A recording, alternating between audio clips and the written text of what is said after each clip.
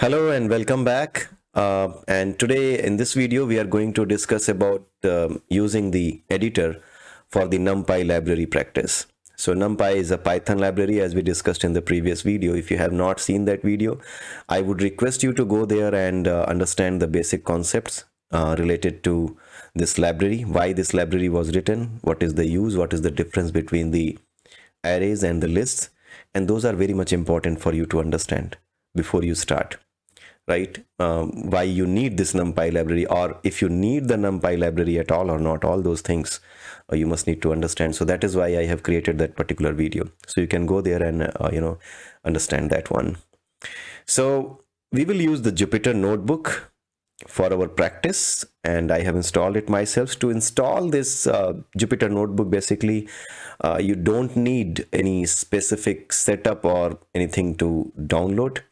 You just need to install the Python, and you just need to install, along with the Python, you need to install the PIP, the package manager for the Python.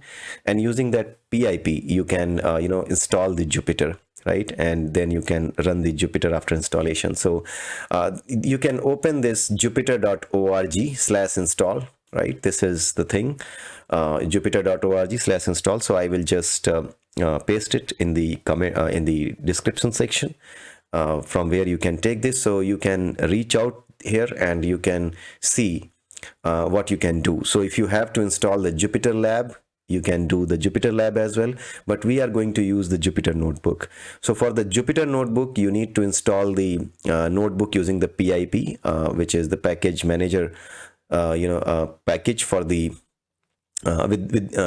which comes with the Python. And using this package manager, you run this command pip install notebook, and once you install this notebook, you get everything in place. Then you can run the Jupyter notebook. So let me show you how you can install it. So I have opened this Windows PowerShell, and on the Windows PowerShell you can run like pip install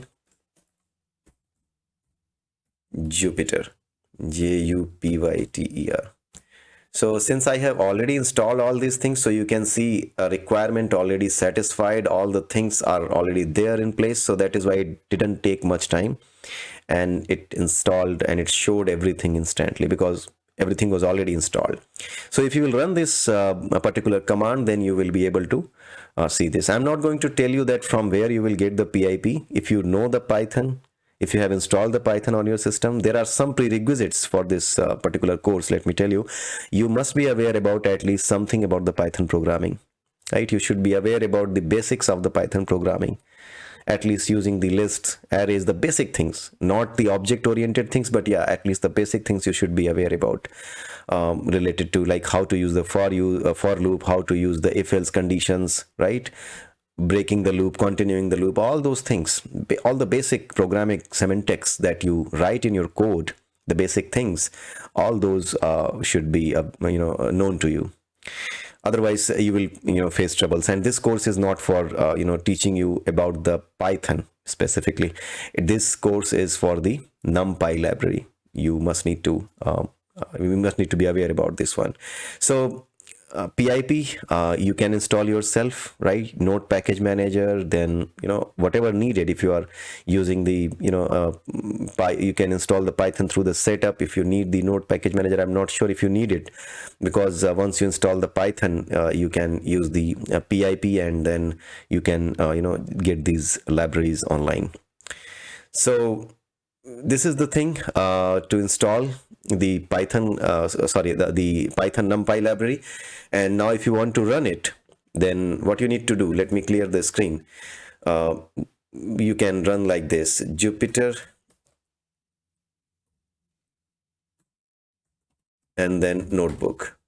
If you run this command Jupyter notebook, then you will be able to see something like this coming up on your screen, where it is going to start a program, a web application behind the scenes. So that web application, it has started on the local host 8889/3.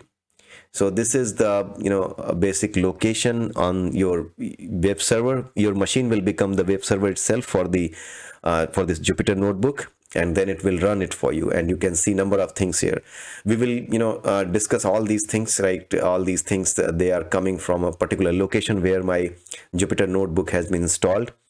But what I need to use is to use a notebook, right? So I can click on the new, and then I can start the notebook.